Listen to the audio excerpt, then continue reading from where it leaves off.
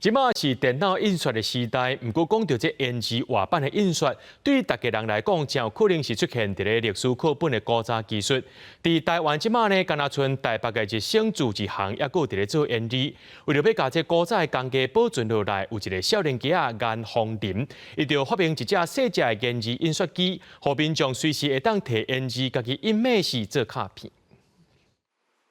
规排柜仔顶头拢是延字，这个所在是台北的日清自治行。自1969年成立到当，是台湾唯一一个有咧做画板印刷需要的延字的所在。原来日清的对面有一个少年头家颜芳林开的一间印刷行。伊讲大学的时捌去日清实习过，看到延字印刷通保存到当，这种传承传统工艺的使命感，互伊真感动。伊嘛开始在想讲要安怎保存这款传统的印刷。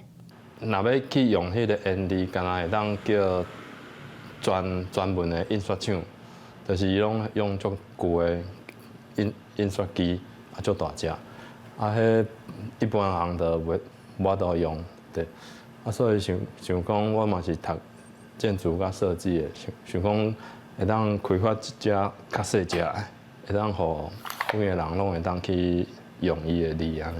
颜芳林讲，即马电脑印刷的时代，延字画板印刷已经用要失传。那阵延字的功能，敢若剩互人买来做纪念品，伊感觉真可惜。所以伊就发明细只印刷机，民众若去日清自治行经延字买来，就通顺线伫遮印家己想要爱的物件。活保存就是